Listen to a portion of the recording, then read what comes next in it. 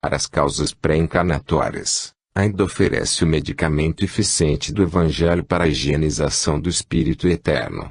A psicanálise convence o paciente de que determinadas perturbações são provenientes de conflitos e acontecimentos vividos na infância. O espiritismo, no entanto, aponta a delinquência do espírito, no passado, mas lhe oferece a oportunidade de reajuste pela submissão ao processo kármico das vidas sucessivas. O espírito é classificado como devedor, mas também recebe o endosso espiritual para liquidar seu débito conforme sua capacidade e entendimento.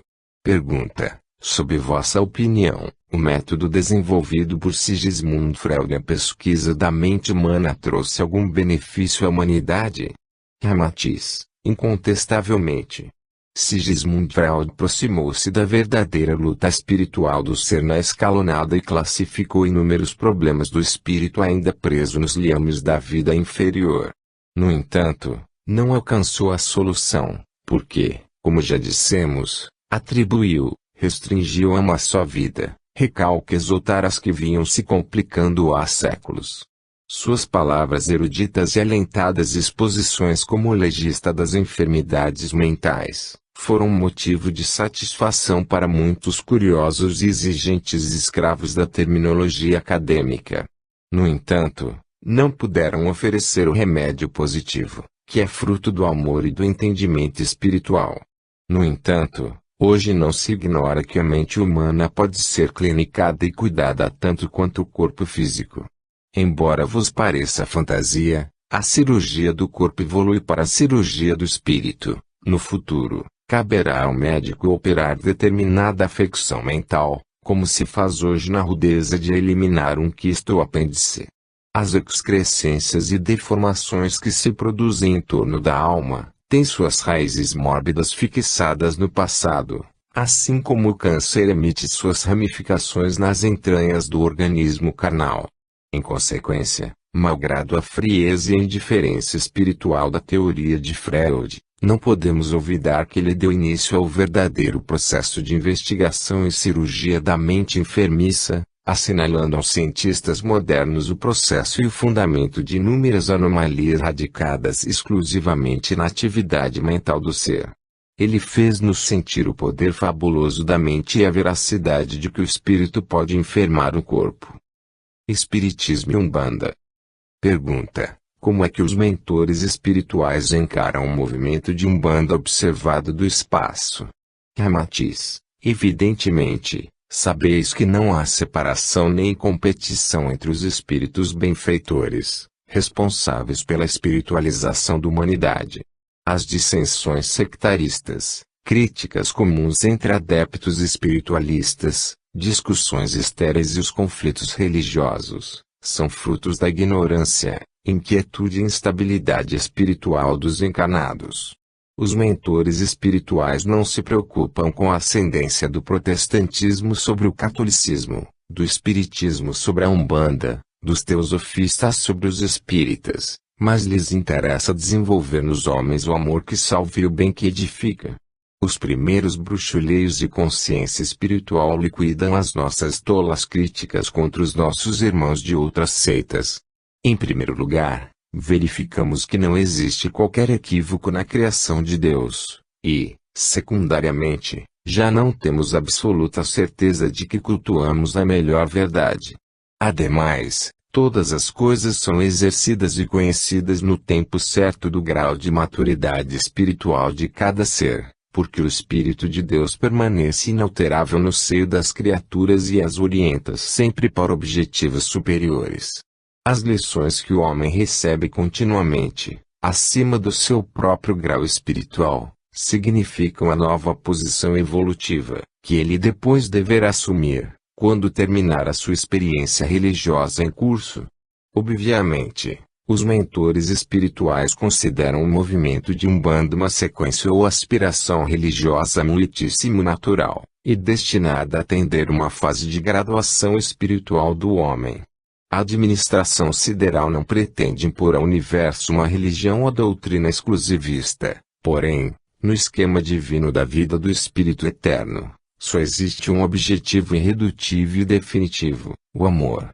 Em consequência, ser católico, espírita, protestante, umbandista, teosofista, muçulmano, budista, israelita, hinduísta, yogi, Rosa Cruz, krishnamurtiano, esoterista ou ateu, não passa de uma experiência transitória em determinada época do curso ascensional do Espírito Eterno.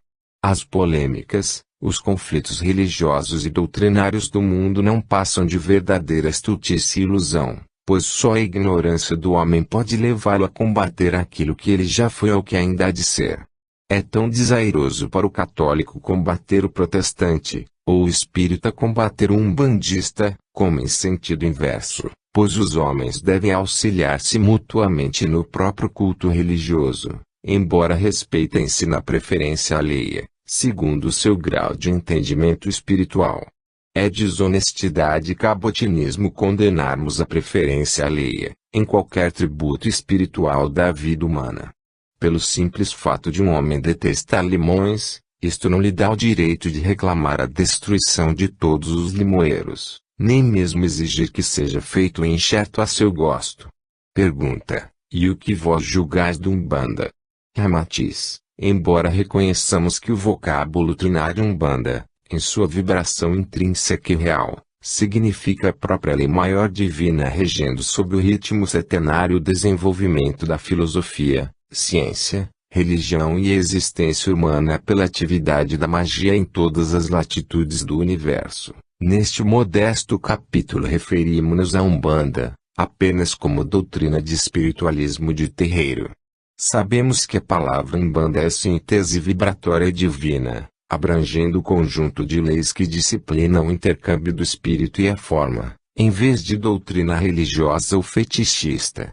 Ela é conhecida desde os Vedas e demais escolas iniciáticas do passado, mas foi olvidada na letargia das línguas mortas e abastardada nos ritos africanos, passando a definir práticas fetichistas e atos de sortilégios. Em certos casos, chegaram a confundi-la com a própria atividade do mago negro. Sem dúvida, ela deturpou-se na sua divina musicalidade e enfraqueceu a sua intimidade sonora na elevada significação de um mantra cósmico. Mas pela ancestralidade divina existente no espírito humano, Umbanda será novamente expressa e compreendida na sua elevada significação cósmica, mercê do trabalho perseverante dos próprios umbandistas estudiosos e descondicionados do fetichismo escravizante de seita. No entanto, nós prosseguiremos neste labor mediúnico, examinando Umbanda, somente em sua atual condição de sistema doutrinário mediúnico religioso. Pergunta: e que dizeis de Umbanda, como espiritualismo de terreiro? Ramatiz: em face de nosso longo aprendizado no curso redentor da vida humana, almejamos que a doutrina espiritualista de Umbanda alcance os objetivos louváveis traçados pela administração sideral. Indubitavelmente, a Umbanda, como seita, ainda não passa de uma aspiração religiosa algo entontecida, mas buscando sinceramente uma forma de elevada representação no mundo. Não apresenta uma unidade doutrinária e ritualística conveniente, porque todo terreiro adota um modo particular de operar e cada chefe ou diretor ainda se preocupa em monopolizar os ensinamentos pelo crivo de convicção ou preferência pessoal. Mas o que parece o mal indesejável, é consequência natural da própria multiplicidade de formas, labores e concepções que se acumulam prodigamente no alicerce fundamental do Umbanda. Aqueles que censuram essa instabilidade muito própria da riqueza e variedade de elementos formativos umbandísticos, são maus críticos, que pela facilidade de colherem frutos sazonados numa laranjeira crescida, não admitem a dificuldade do vizinho ainda no processo da semeadura. Pergunta: poderíeis usar de alguma imagem comparativa, que nos sugerisse melhor entendimento sobre a situação atual do Umbanda? Ramatiz: a Umbanda é como um grande edifício sem controle de condomínio, onde cada inquilino vive a seu modo e faz o seu entulho. Em consequência, o edifício mostra em sua fachada a desorganização que ainda lhe vai por dentro. As mais excêntricas cores decoram as janelas ao gosto pessoal de cada morador. Ali existem roupas a secar, enfeites exóticos, folhagens agressivas, bandeiras, cortinas, lixo, caixotes, flores, vasos, gatos, cães, papagaios e gaiolas de pássaros numa desordem ostensiva.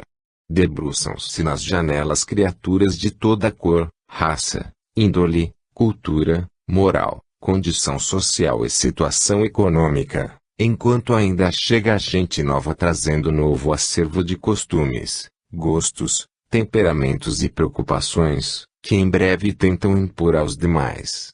Malgrado a barafunda existente, nem por isso é aconselhável dinamitar o edifício ou embargá-lo, impedindo de servir a tanta gente em busca de um abrigo e consolo para viver a sua experiência humana.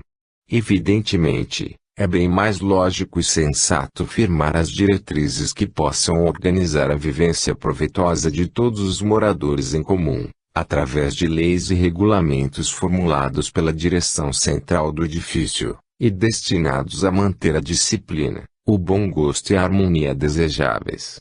Pergunta: quereis dizer que, apesar da confusão atual reinante na Umbanda, ela tende para sua unidade doutrinária? Não é assim. Ramatiz: apesar dessa aparência doutrinária heterogênea, existe uma estrutura básica e fundamental que sustenta a integridade da Umbanda, assim como um edifício sob a mais flagrante anarquia dos seus moradores mantém-se indestrutível pela garantia do arcabouço de aço. Da mesma forma, o edifício da Umbanda, na Terra, continua indeformável em suas linhas mestras, bastando que os seus líderes e estudiosos orientem-se através da diversidade de formas exteriores, para em breve identificar essa unidade doutrinária iniciática. Os terreiros ainda lutam entre si e atacam-se mutuamente, em nome de princípios doutrinários e ritualísticos semelhantes, enquanto sacrificam a autenticidade da Umbanda, pela obstinação e pelo capricho da personalidade humana. É tempo de os seus líderes abdicarem do amor próprio, da egolatria e interesses pessoais, para pesquisarem sinceramente as linhas mestras da Umbanda, e não as tendências próprias e que então confundem, à guisa de princípios doutrinários. Pergunta: considerando-se que a Umbanda é de orientação espiritual superior, qual é a preocupação atual dos seus dirigentes, no espaço?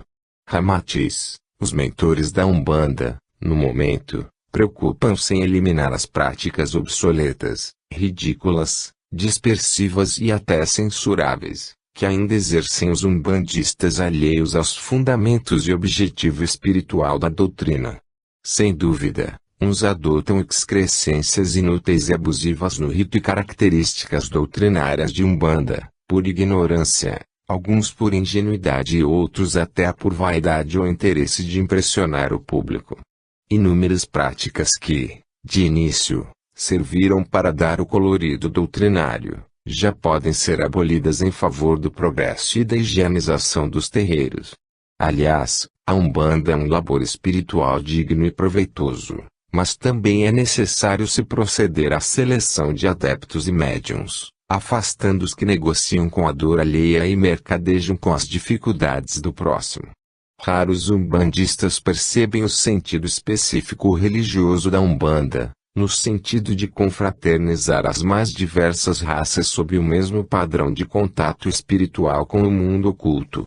Sem violentar os sentimentos religiosos alheios, os pretos velhos são o denominador comum capaz de agasalhar as angústias, súplicas e desventuras dos tipos humanos mais diferentes.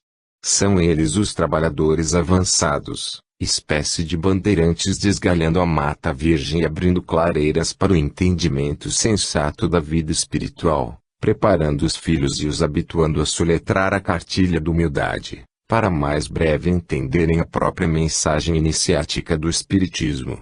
A Umbanda tem fundamento, e quando for conhecido todo o seu programa esquematizado no espaço, os seus próprios críticos verificarão a comprovação do velho aforismo de que Deus escreveu direito por linhas tortas. Pergunta: que quer dizer, em essência, o vocábulo Umbanda?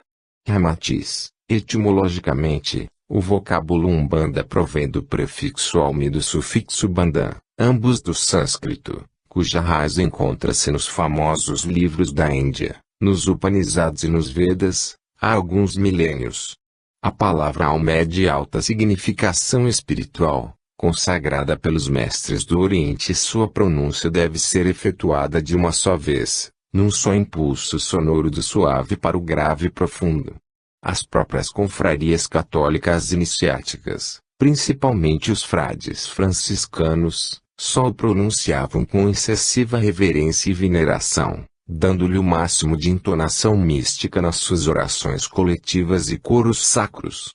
Em invocações de alto relevo espiritual, alma é o próprio símbolo sonoro significativo da trindade do universo, representando espírito, energia e matéria, pensamento original, amor e ação, ou, ainda, Pai, Filho e Espírito Santo da liturgia ocidental. Bandha, em sua expressão mística iniciática, significa o movimento incessante, força centrípeta emanada do Criador, o ilimitado, exercendo atração na criatura para o despertamento da consciência angélica. Mais tarde também passou a significar a lei maior divina, poder emanado do Absoluto. Em consequência, o prefixo Alm e o sufixo Bandham constituíram a palavra Aumbanda, a qual, pronunciada na forma de um mantra, nos círculos e confrarias iniciáticas do Oriente, aproxima-se melhor da sonorização Umbanda, e que, em boa linhagem espiritual, passou a significar o finito no infinito, a parte do todo, o humano no divino. Em certas fraternidades esotéricas, a Umbanda possuía um sentido mais dinâmico, simbolizando o princípio impulsionador da vida ou a incessante evolução do espírito. Porém, é um tanto difícil dar-vos uma ideia exata da significação mística dessa palavra sânscrita, se a examinarmos sob o critério fortemente objetivo dos povos ocidentais. Os iniciados orientais imprimem a sua vontade dinamizada pela força espiritual sobre certos vocábulos ou mantras, já consagrados num curso esotérico, e os transformam em detonadores psíquicos para lhes proporcionar maior amplitude na auscultação dos atributos da divindade. Assim, a palavra Umbanda consagrou-se como uma convenção léxica e sonora, cuja pronúncia insistente termina por sensibilizar o ser, predispondo-o vibratoriamente para o mais breve conhecimento intuitivo do Espírito de Deus. Mas a sensibilização psíquica sob a força mântrica dessa palavra, também varia de acordo com a graduação espiritual dos seus cultores. Pergunta: então a Umbanda, conhecida no Brasil como espiritismo de terreiro, tem sua origem na mística do vocábulo Aumbanda, que é um símbolo espiritual tão elevado entre os povos orientais? Ramatiz: a palavra Aumbanda consagrada pela filosofia oriental e do hinduísmo iniciático, difere grandemente de Umbanda, seita ou doutrina religiosa de práticas mediúnicas originárias das selvas africanas. Pergunta: mas que dizeis da semelhança existente entre a Umbanda do orientalismo iniciático e a Umbanda ou Umbanda, doutrina que no Brasil é conhecida por trabalhos de terreiros? Ramatiz: em face da exiguidade de espaço, não podemos esmiuçar os motivos pelos quais a expressão sânscrita Umbanda, da terminologia iniciática do Oriente, derivou-se sendo ajustada à doutrina de Umbanda praticada no Brasil. Evidentemente, o vocábulo Aum talvez penetrou nas florestas africanas levado por algum contato egípcio ou hindu, com os negros, mas a verdade é que o radical Umbanda, de origem banto, também não passa de corruptela do termo Umbanda de procedência sânscrita. Em consequência, por um fenômeno comum de generalização, mais tarde fundiram-se numa só qualificação tanto o poder incondicional do sacerdote negro sobre os elementos da natureza, a sua autoridade entre o mundo e a Ruanda, como todas as atividades religiosas e práticas mediúnicas africanas na invocação dos espíritos. Assim, entre os próprios povos nagôs e de Angola, praticar Umbanda era curar com remédios, consultar o futuro através de conchas, vísceras animais ou resíduos de alimentos, usar de meios sobrenaturais, consultar os mortos, invocá-los como protetores nas guerras, lidar com os espíritos da natureza e fazer encantamentos, preparar objetos, animais e sacrifícios sangrentos para o êxito de ligação entre o mundo oculto e a matéria. Não importa se houve deturpação do vocábulo iniciático sânscrito de Umbanda, ou se foi adjudicado o prefixo a uma corruptela Mbanda, familiar do negro banto, o certo é que todas as práticas africanas e atividades dos sacerdotes negros, cujo poder se exercia acima do poder dos próprios reis da tribo, enfeixavam-se dentro de uma assonância vocabular correspondente à palavra Umbanda. Pergunta: a maioria dos umbandistas assegura que a Umbanda é originária dos ritos ou atividades iniciáticas dos hindus ou egípcios. Que dizeis? Ramatiz: é provável que alguns entendidos do hermetismo egípcio e da escolástica hindu pretendam provar que a atual doutrina umbandística provenha diretamente do sentido original e iniciático de Umbanda, como a lei maior divina subentendida nas velhas iniciações. Mas a verdade é que entre os africanos, a assonância de tal palavra nada tinha de iniciático ou significação de legislação cósmica, porém, abrangia a vulgaridade das práticas mediúnicas fetichistas, no intercâmbio ritualístico com espíritos primários e os elementais da natureza, assim como toda espécie de sortilégios, crendices e culto aos mortos. No entanto, malgrado o protesto de alguns espiritualistas estudiosos, negando que os africanos houvessem manuseado o termo Umbanda, o qual somente foi adjudicado à prática mediúnica de terreiros há pouco tempo, no Brasil, ninguém pode negar que o grão-sacerdote, entre os povos de Angola, era conhecido por Kimbanda Kadiamba, como o legítimo invocador dos espíritos e Kimbanda Kusaka, quando era apenas feiticeiro ou curandeiro. Evidentemente, o termo Umbanda, embora corruptela do binário final da palavra sagrada Umbanda, já existia dominante nas práticas africanas, e, quiçá, posteriormente, acrescido do prefixo Omon. Mais tarde, esse conjunto de práticas africanas, certo ou erradamente taxado de Umbanda, mesclou-se no Ocidente, principalmente na América Latina, com outras crenças religiosas e influenciou-se com os costumes e o temperamento local de cada povo, embora até recebendo denominações diferentes e todas incluídas no mesmo estudo do africanismo. Mas a verdade é que tais práticas fetichistas, ritos, dogmas, compromissos e exorcismos, não representam o espírito intrínseco ou iniciático do vocábulo Umbanda, no simbolismo de representar o aspecto trinário do universo. Assim, as relações mediúnicas com espíritos de índios, caboclos, pretos e congêneres, nas práticas ritualísticas dos terreiros e conhecidas como de Umbanda, só significam seita, doutrina ou movimento religioso com atividades mediúnicas de origem africana, num sentido exclusivamente benfeitor, e oposto ao que se presume ser Kimbanda. Apesar do louvável empenho dos umbandistas em atribuírem a origem de sua seita a fontes iniciáticas do Egito, da Caldeia ou da Índia, o certo é que a doutrina de Umbanda, atualmente praticada no Brasil, deriva fundamentalmente do culto religioso da raça negra da velha África.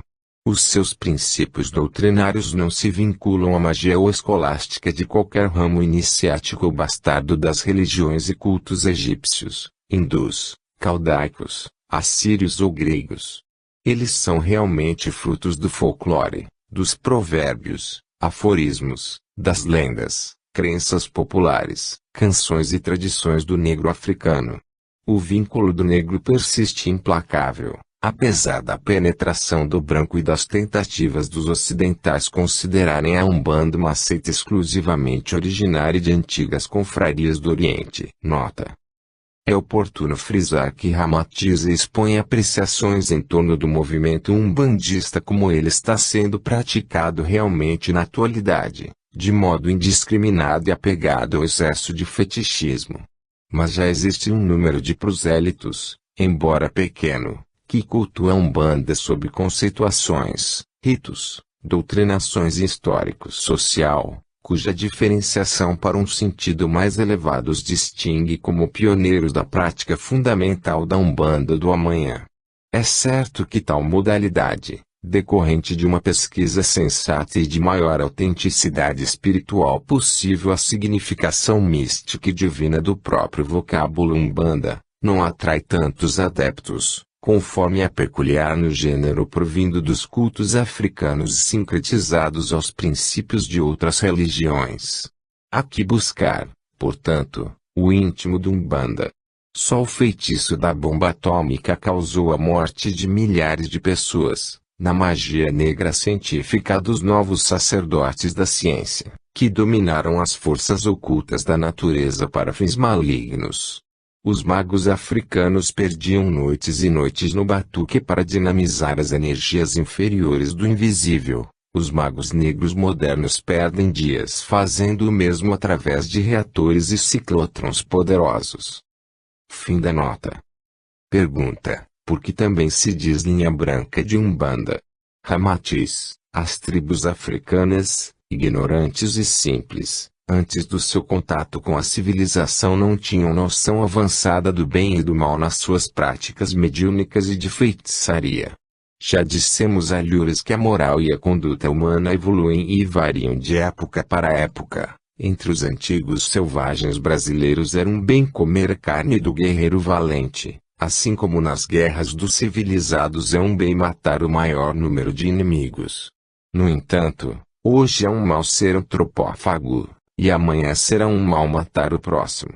Ademais, a feitiçaria entre os negros era praticada no sentido de encantamento, como processo técnico disciplinado pelas leis dinâmicas da magia.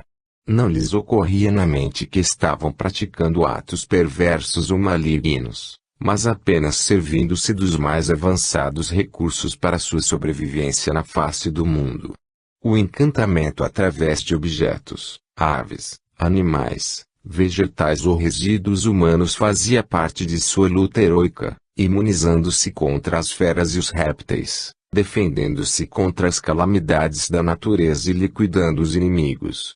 Em verdade, os homens civilizados também mobilizam outra forma de feitiço, empregando bombas atômicas, gases mortíferos, lança-chamas e até germes virulentos na magia negra do genocídio. Os africanos praticavam a magia indistintamente, como um processo de dinamismo e ação no controle das energias do mundo oculto, apoiados pelos seus orixás, ou espíritos da natureza. Não distinguiam a magia negra como atividade maligna, ou a magia branca no sentido benfeitor, mas apenas a magia, com os diversos processos de encantamento ou feitiçaria. Mas depois que essas práticas africanas foram transplantadas para outros povos, surgiu a diferenciação. O feitiço passou a ser considerado magia negra, porque além de um processo preferencial dos negros, tratava-se de atividade paralisante, enfermiça e mortífera. E o seu oposto, o ato de desmanchar o feitiço, ficou conhecido como magia branca, bem assim como todo encantamento ou rito, que só objetiva beneficiar o ser humano. Também se poderia dizer feitiço negro, quando a prática de ver-se feitiço branco, se ajuda o próximo. Em face de tais considerações, os umbandistas preferem denominar linha branca de Umbanda, a fim de distingui-la da linha negra dos magos que operam de modo destrutivo. Mas é desnecessária essa denominação, porque Umbanda, na própria acepção do vocábulo, embora neste caso refira-se a uma doutrina e não a vibração mística, é expressão de atividade benfeitora. Pergunta: há diferença em se dizer linha branca de Umbanda e Umbanda branca? Ramatiz: em face dos atuais procedimentos, costumes e eventos científicos da civilização, é inexequível a prática de Umbanda nos moldes, rigorismo e ritualismo genuíno africano, onde há ritos, oferendas e obrigações tão nauseantes e bárbaras do velho africanismo, que chocam os mais rudimentares preceitos de higiene, bom senso e compostura humana. Ademais, Os rituais africanos ainda variavam de tribo para tribo, dependendo de costumes, lendas, crenças e do próprio grau de belicosidade dos seus componentes. Nota: eis uma das iniciações bárbaras da época. Quando um candidato dava sinais de incorporar o seu orixá, e desejava ser feito médium, devia submeter-se a uma iniciação incômoda e dolorosa, além do período exaustivo de muitos dias sob a guarda do pejigã, ou cambono negro. No dia da solenidade era completamente depilado, fosse homem ou mulher, depois lavado sob as águas de uma cachoeira ou fonte sagrada. Na impossibilidade desse banho lustral, substituíam-no por um cozimento de ervas fortes e odorantes portadoras de poderes mágicos. O candidato depois era vestido com os paramentos no feitio e nas cores eletivas ao seu orixá. Faziam-lhe 3 talhos em cada lado do rosto, em vertical, e 2 na testa de modo horizontal, cujas cicatrizes depois comprovavam a sua submissão e consagração com o seu orixá. Em seguida, ocorria uma série de sacrifícios de aves e animais, em cujas cerimônias era comum a mistura do sangue dos consagrados, durante o manuseio dos ritos selvagens. Em face das proibições de tais atos detestáveis e prejudiciais à integridade física, nos trabalhos mais genuínos feitos nos candomblés, atualmente os cortês das faces dos iniciados são riscados com giz ou pemba. Fim da nota. Acontece que antes dessa denominação de Umbanda, os ritos, consagrações, despachos e intercâmbio mediúnico eram somente conhecidos como candomblé e macumba, sob o domínio completo do negro genuíno africano versado na magia grosseira de sua terra.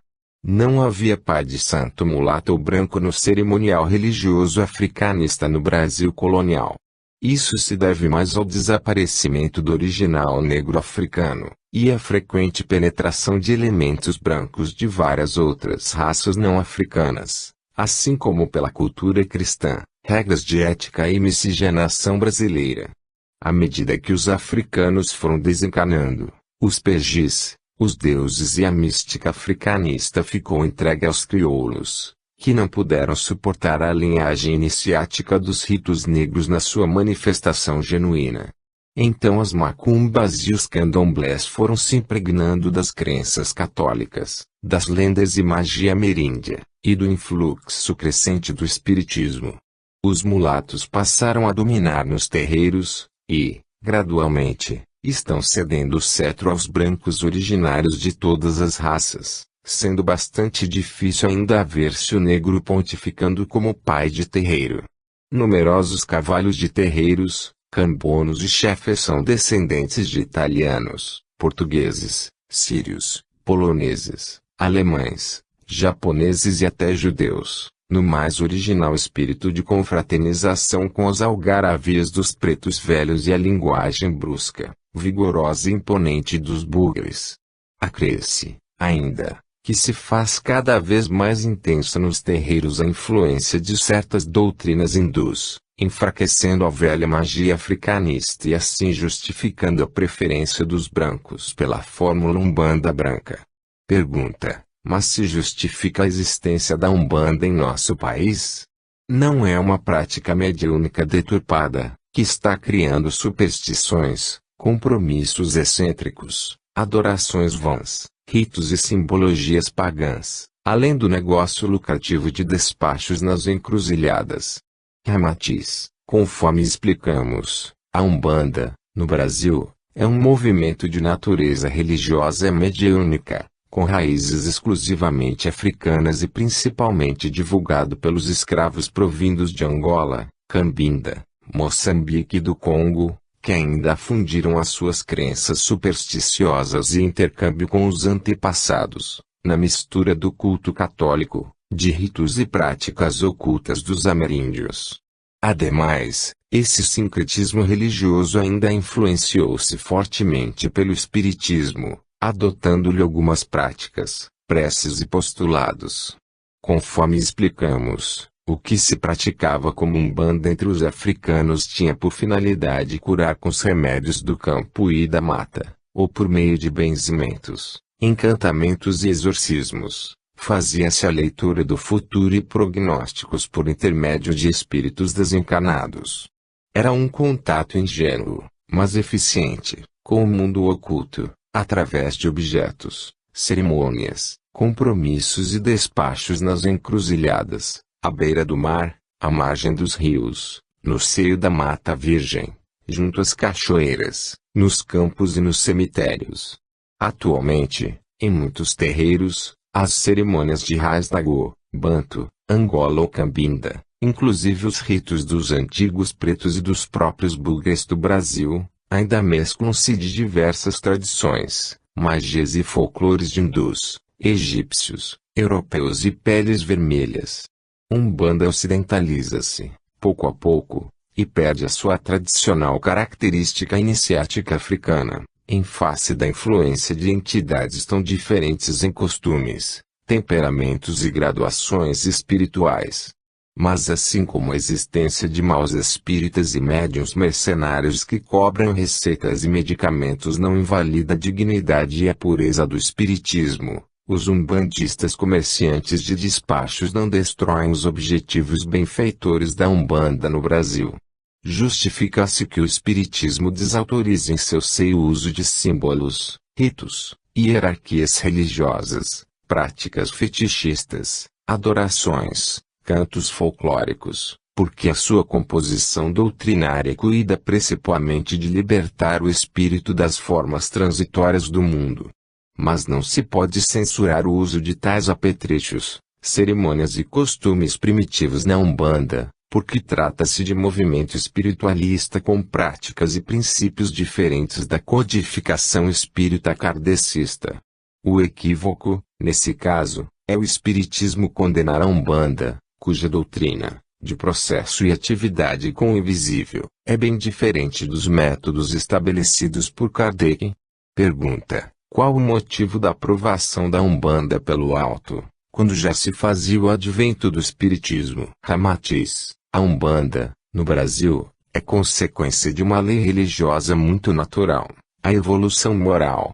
Prevendo a decadência do catolicismo pelos seus dogmas envelhecidos, o advento libertador e mentalista do espiritismo e o consequente progresso científico do mundo, os mestres espirituais elaboraram o esquema de uma doutrina religiosa capaz de aproveitar as sementes boas da Igreja Católica, incluindo nos seus postulados o estudo da reencarnação e lei do karma.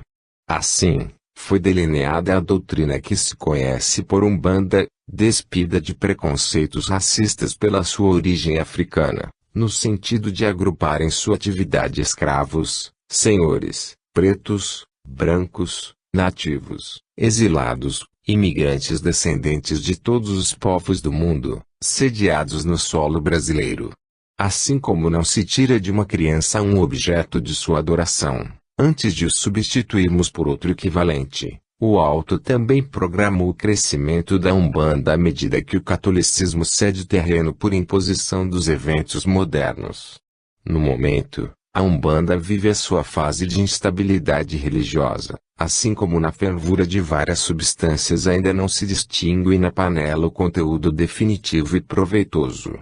Mas há de ser uma instituição louvável, no Brasil, porque também recebeu do Cristo a outorga para o serviço do bem, e corresponde à ansiedade religiosa do povo brasileiro, cada vez mais descrente da obstinação sacerdotal católica, que ainda defende os seus dogmas seculares. Pergunta: caso a Igreja Católica Romana admitisse francamente a reencarnação e a lei do karma e, também, o intercâmbio com os desencarnados, ela continuaria a atender aos seus objetivos religiosos? Ramatiz: sem dúvida, se o clero romano tivesse aderido incondicionalmente à fórmula sadia e racional da reencarnação, ao estudo da lei do karma e ao intercâmbio com os espíritos, não haveria necessidade de outra religião no Brasil. Mas o sacerdócio organizado ainda subestima as descobertas científicas do século atômico, continuando a pregar a gênese infantil do mundo, as lendas e os milagres narrados pela Bíblia, embora o céu se inunde de foguetes e aviões a jato. Pergunta: Mas a Umbanda não poderia ser um movimento de competição religiosa à Igreja Católica. Ramatiz, inegavelmente, através da dignidade e do sentimento amoroso de muitos sacerdotes, o catolicismo tem prodigalizado imensos benefícios ao povo brasileiro e enaltecido a figura de Jesus no tempo e no espaço. Mas é lei criada por Deus que as religiões também nascem, crescem, envelhecem e desaparecem, como nos tem demonstrado a própria história do mundo. À medida que elas vão perdendo a sua autonomia sobre os fiéis, obstinadas em ensinar os mesmos postulados infantis e supersticiosos de vários séculos atrás, também vão sendo substituídas por outros credos ou movimentos espiritualistas, que melhor se ajustam ao progresso científico do mundo e da humanidade.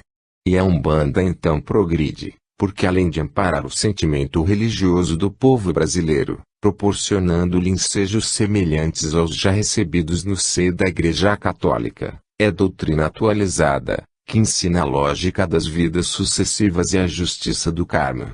Pergunta: por que os católicos, e até protestantes, simpatizam mais facilmente com a Umbanda do que com sessões de kardecismo?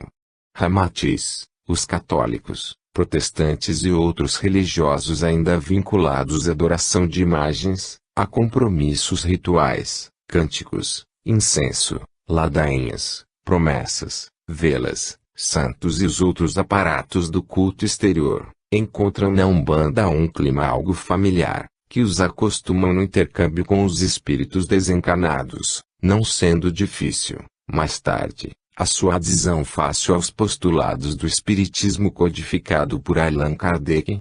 Malgrado os exotismos e anacronismos que os espíritas censuram nas práticas de Umbanda, os neófitos e filhos de terreiro aprendem, com os pretos velhos e caboclos, a realidade da doutrina da reencarnação e da lei do karma, que não aprendiam antes nas igrejas e templos religiosos.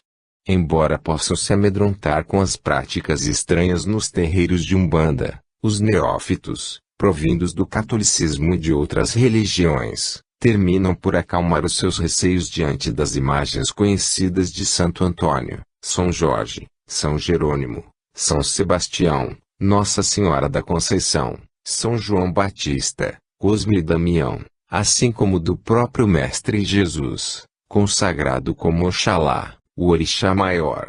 Os cavalos e cambonos vestidos de branco, alguns envergando sobre pelizes bordadas e engomadinhas, lembram os sacristães auxiliando no ofício religioso, as velas, o turíbulo ou recipiente de defumadores, as flores, os cânticos dolentes e pitorescos, os pontos vigorosos e as invocações de falanges, associam a lembrança da igreja nos dias festivos.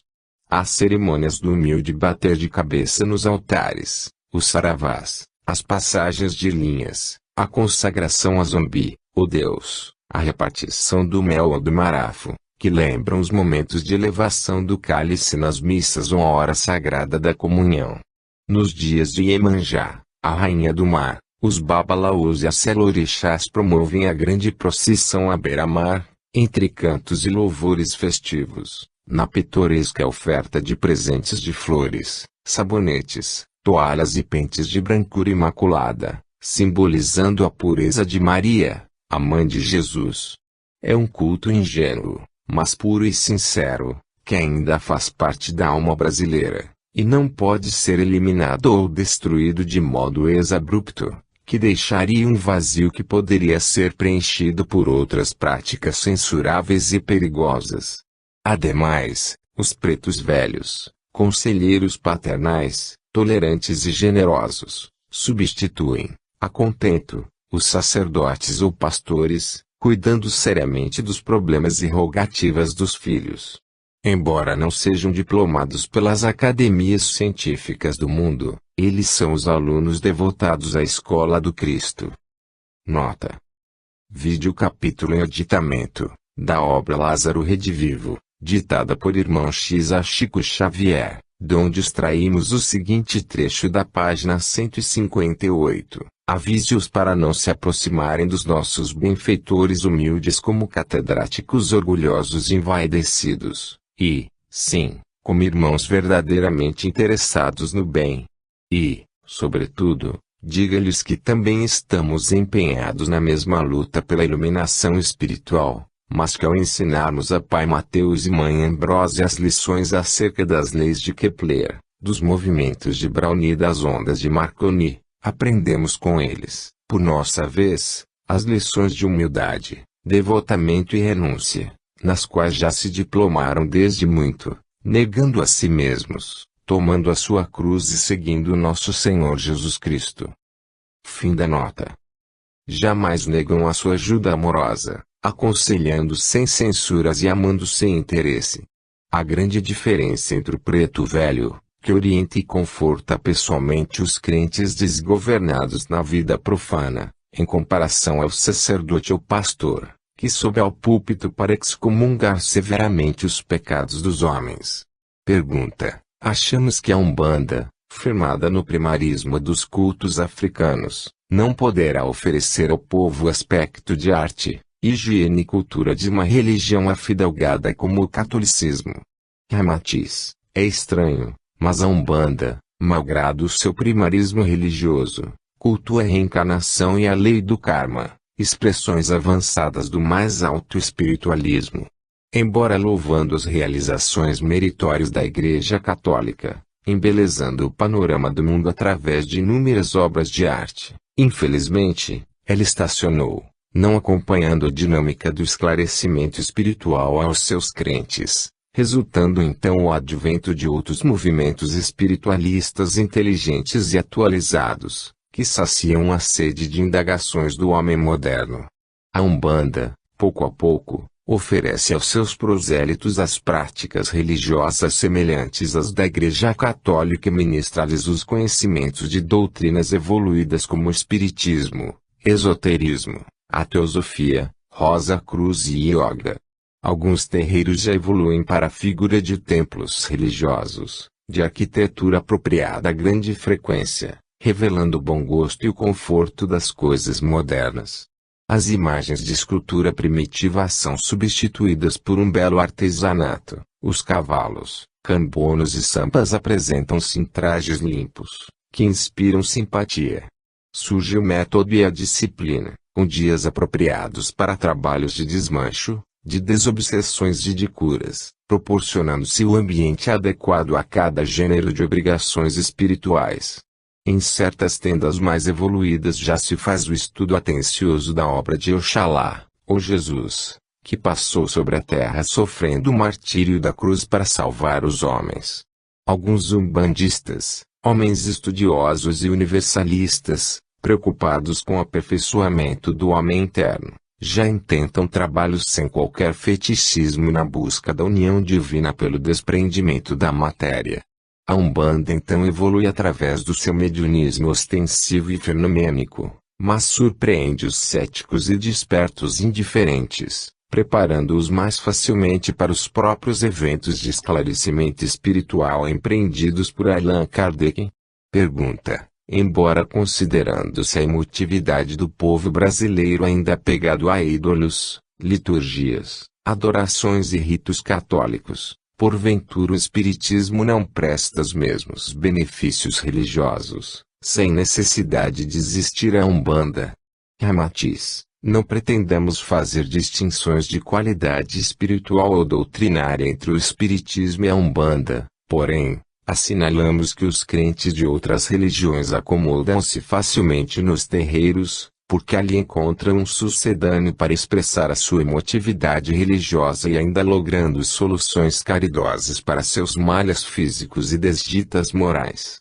Embora o Espiritismo ofereça compensações elevadas no campo da espiritualidade mais pura, é sempre mais difícil ao católico abandonar a Igreja com suas imagens, luzes, flores, cânticos e pompa para adaptar-se subitamente à sessão mediúnica de mesa, feita à meia luz, sob a severa exigência de concentração, e algumas vezes com a presença de médiums anímicos, que dramatizam as comunicações mais simples, impressionando mal até os adeptos espíritas. É um salto muito brusco para o católico ferrenho, essa passagem súbita da claridade da Igreja, em que tudo lhe é tão familiar e simpático, para a obscuridade da sessão mediúnica, onde baixam espíritos desconhecidos, sob a voz lúgubre e soturna de certos médiuns.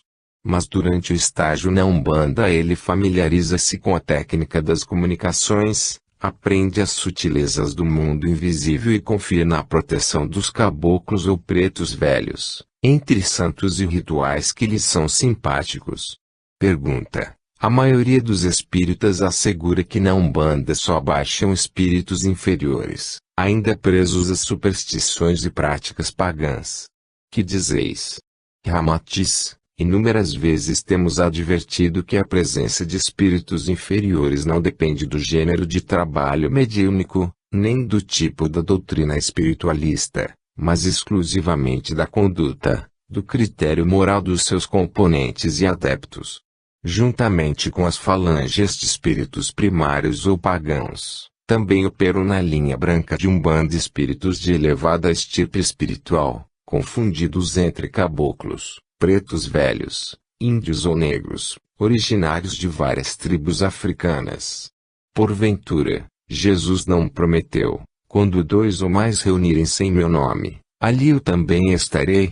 Ademais, em face da agressividade que atualmente impera no mundo pelo renascimento físico de espíritos egressos do astral inferior para a carne, os trabalhos mediúnicos de Umbanda ajudam a atenuar a violência dessas entidades que se aglomeram sobre a crosta terráquea tramando objetivos cruéis, satânicos e vingativos.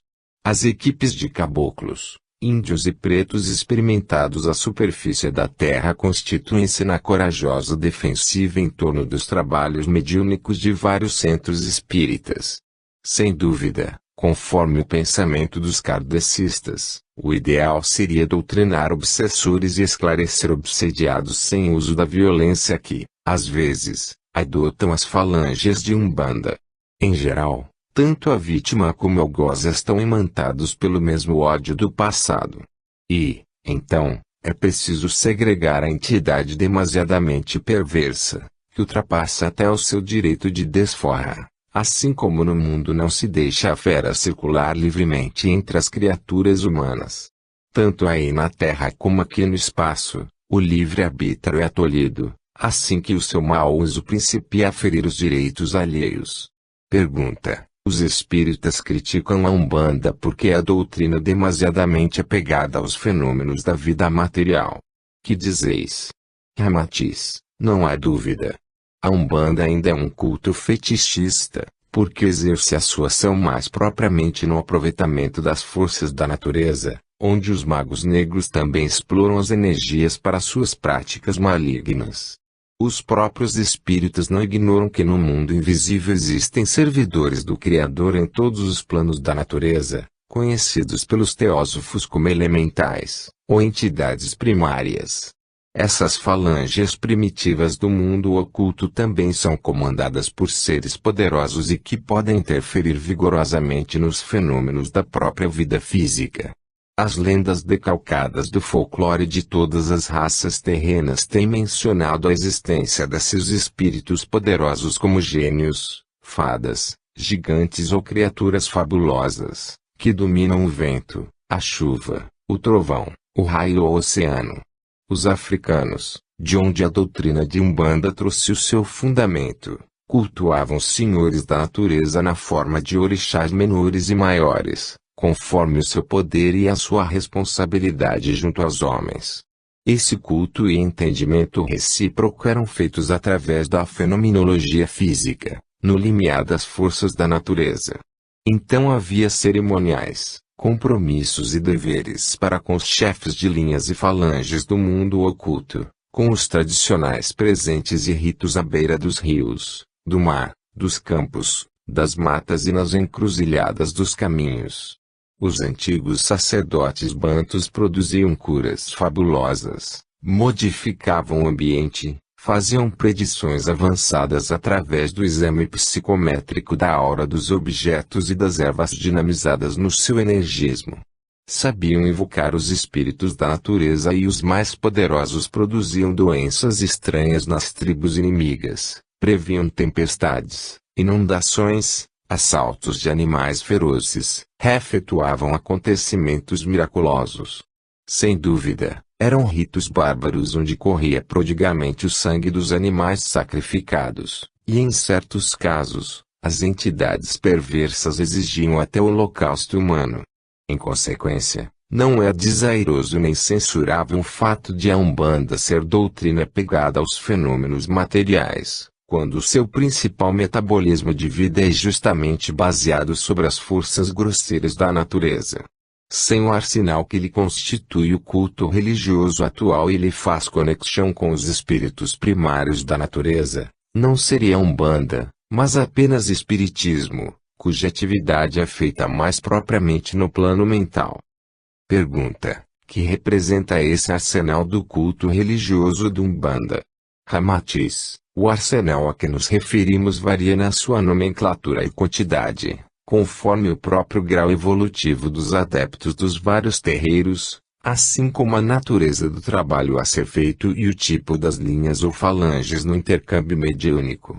Mas, em geral, no culto fetichista de Umbanda aos elementos da natureza, além de ritos e cerimônias de praxe, festividades de Ogum, Iemanjá ou Xangô, despachos à beira dos rios, do mar, nos campos e nas matas, banhos de descarga com ervas odorantes e limpa-corpo, defumadores, pontos cantados e riscados, ainda se usa uma série de objetos e coisas que firmam os preceitos da magia africana tradicional.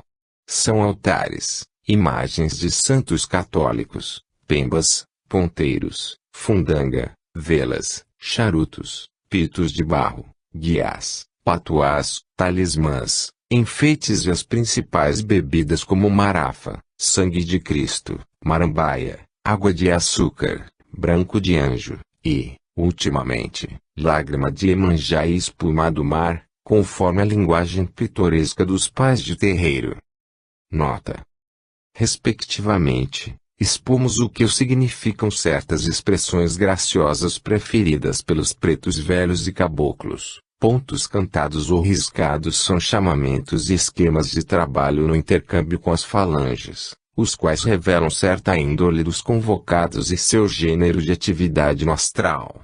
Pembas, refere-se a giz de várias cores. Ponteiros são punhais ou hastes de ferro, pontiagudas, com os quais os cambonos firmam os pontos pela concentração de energias do éter mineral. Fundanga é pólvora, pito de barro ou cachimbo. Guiás compreendem os rosários de contas vegetais. Patuás são pequeninas bolsas de pano contendo orações ou talismãs feitos de objetos acumulados de forças magnéticas. As bebidas têm a seguinte significação: sangue de Cristo é vinho tinto, marafa é parati ou cachaça, marambaia, a cerveja, água de açúcar, licor, branco de anjo, leite, lágrimas de Iemanjá, vinho branco, e espuma do mar o moderno champanhe. Fim da nota. Sem dúvida, há terreiros onde medra o exagero de objetos e práticas fetichistas, que não têm significação alguma no campo da magia africana, mas por culpa da ignorância ou vaidade dos cavalos e cambonos.